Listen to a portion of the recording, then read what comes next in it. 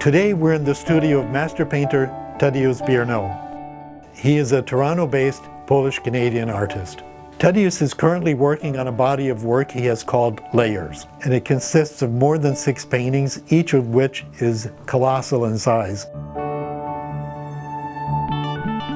Tadeusz is a master of the expressions of the human face. He maintains that all emotions, fears, and desires can be read from our faces. What I find exceptionally engaging in Tadeusz's works is the fact that it draws me in, it pulls me in. I find the works abstracted to the point that if he were to simplify the human face just a smidgen more, the thing would disintegrate. As Tadeusz wrote in his artist statement, "The driving force behind my paintings is curiosity. The more I discover through the process of painting, the more that remains to be discovered. Each layer of paint, each brush stroke ignites my memory and sparks my imagination. By revealing and hiding, bringing to light and destroying, I want to give my subjects an existential dimension that is open to interpretation. I believe there is no difference between light and truth. Light brings everything to life. Without light, there's darkness. Therefore, light has a special meaning in my paintings. I light my subjects the way I want to bring them to the surface."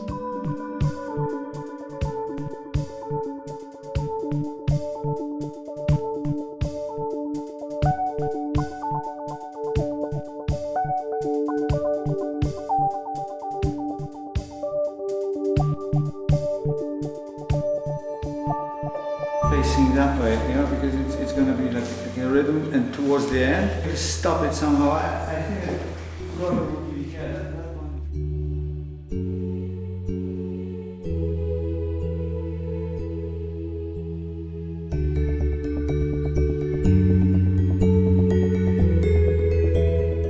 So I want to talk to you a little bit today about what artists do and why, and more specifically what canvases do. And perhaps why. I think, I'll tell you something we've discovered in my lab. I'm a professor in the psychology department at St. George, University of Toronto. Because it's culturally relevant. There's a real tension in our culture between, say, the capitalist forces, so to speak, and people who are critics of capitalism. And most of the supporters of capitalism are sort of on the right-wing end of things. And there are complicated reasons for that. A lot of them are personality-based. But capitalism depends on entrepreneurs. And entrepreneurs are not like managers and administrators. And so managers and administrators, of course, are necessary to keep the entire capitalist edifice going, the whole social edifice going. But entrepreneurs are necessary to continually generate the new ideas that allow us to keep pace with the changing environment, with culture itself. And entrepreneurs are like artists. They have exactly the same personality structure. So the entrepreneurs are with the artists. And that's a real problem in some ways for our political culture, because the right wing, of course, promotes capitalistic social structures, but is not temperamentally inclined to appreciate art. And that means they're not temperamentally inclined to set things up to foster entrepreneurial activity, and that's really not a good thing. It also means that the people on the more conservative end of the political spectrum radically underestimate the utility of artistic endeavor, both practically and culturally, because artistic endeavor, in some sense, is at the base of everything people do. So, having said that, I'm going to tell you a little bit about what you've all seen artists do in cities. So when a city is decaying in various places, usually it has to be decaying in a somewhat interesting way. The artists are the first people to pick up on the possibilities that decayed landscape now presents. And the possibilities are usually twofold. One is, well, it's cheap. And that's good for artists because, of course, they never have the money. But the other is that there's a place that could be beautiful again if someone just paid enough attention to it. And the artists are very good at picking out places that are cool but a little on the unsafe side, let's say, or maybe, well, that's a good enough explanation. And that's sort of where artists live, because they have a niche, they have a biological niche, and their biological niche is interesting and unsafe.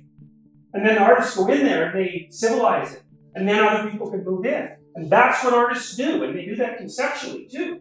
So here's a way of thinking about that, is that we occupy a conceptual space, and it's virtually indistinguishable from the physical landscape, because when you see the physical landscape, you interpret it through your conceptual structures. So the two are very difficult to separate.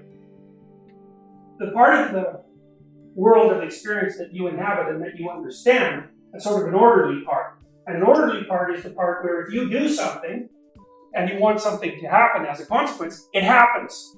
And so that's the domain where you're competent and your skills produce the intended results. And you can be calm and secure and productive there.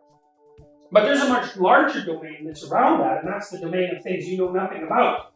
And that's true everywhere. Like when you come into a situation like this, it's interesting, but it's also somewhat intimidating, especially if you're not all that extroverted, because there's all these people around and you don't know what they're thinking and you don't know what they're doing and you have to interact with them. And that's all unknown territory. And so wherever you go, there's known territory and unknown territory. Those are sort of like the fundamental building blocks of reality. They're chaos and order. And those are the fundamental building blocks of reality. And some people like order. And some people like chaos. And if you like order too much, you're really in trouble, and so is everyone else. And if you like chaos too much, then you're really in trouble, and so is everyone else. They have to be balanced properly, and order has to expand. And artists live on the border between order and chaos. That's their niche. And that's an exciting place to be, because that's where information flow is maximized, because they have one foot in what they expect and what they've mastered. That would be their skill. And Tadeusz is a skilled artist. And I think you can't be an artist without being skilled, although lots of people think that's not true. Those are mostly wannabe artists. They think that. And then you have one foot in chaos. And as an artist, you exist there, but as people experience art through you, and also as a consequence of your artistic productions, you also put them there. And people like to be there because that's where all the dynamism is. It's exciting there, although it's also frightening. It's frightening because you don't exactly know what to expect there, and there might be strange demands put on you. So what artists do is expand the domain of order into the domain of chaos. And they do that for everyone. And they don't necessarily reap the rewards for that. When artists go into a neighborhood and revitalize it and turn it into valuable property once again, by the time the value is extracted, the artist will be chased away. So what they produce in terms of economic utility is garnered by other people. But what they do is incredibly important. They civilize us and they teach us how to see. And what Tad is doing with his paintings is, well, one thing he's doing is forcing you to see. Because he's done the work to make something, but then he takes away everything that makes it easy to see. And that means you can't come in here and be perceptually lazy. You have to pay attention. And good art should make you pay attention. And good art will make you see things in a new way. And I mean that literally. I don't mean that metaphorically. Because artists are geniuses at perception. They teach you how to be smarter at seeing things. And seeing things is by no means just looking at what's there and noticing. It's like, what's there? That's a complicated problem. And there's lots of ways to see what's there. When you look at a painting, when I came in here today, the first thing I thought was, this looks like the right setting for Tad's paintings, because they've got a roughness, and so this sort of industrial setting works. The second thing I thought was, I'm not sure the paintings are working, because they kind of just looks like blurs. And then I walked in and I started looking, and then all of a sudden the paintings started to build themselves, And that's because Tad gives you enough information so that your brain can draw on your memory to build the things he's representing. And so he's forcing you to participate in the creative process along with him. And that's a gift, because creativity, people like to think that everyone's creative, and that's actually rubbish. Most people are not creative at all. And I can tell you how we know that. We've given thousands of people tests of creative achievement. And that might be as simple as taking a music lesson, which would be sort of step number one. And the median score on our questionnaires is 0.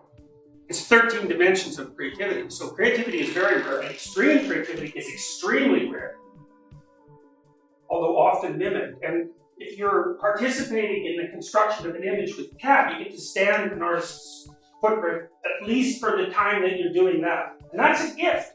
And I'll close that by noting that even people who are very conservative by temperament and have benefited because of that, know at some level that it's a gift, because the most expensive artifacts in our society are artistic productions. How in the world do you account for that? Well, art stands at the bottom of everything, and it's the process that's helped people transform themselves into the relatively civilized and intelligent beings that they are today. And our species as a whole has been smart enough to appreciate that and to move forward with it. And it's interesting to see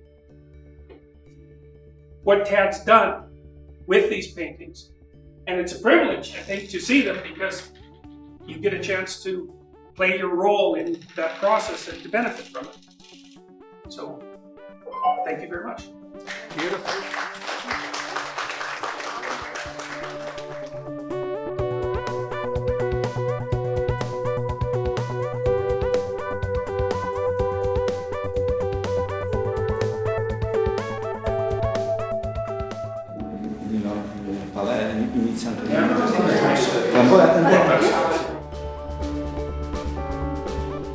What I have found in past exhibits looking at Tadeusz's work is most people react incredibly strongly to these large canvases of a human face. I have a sense that it's the first thing that we know as infants.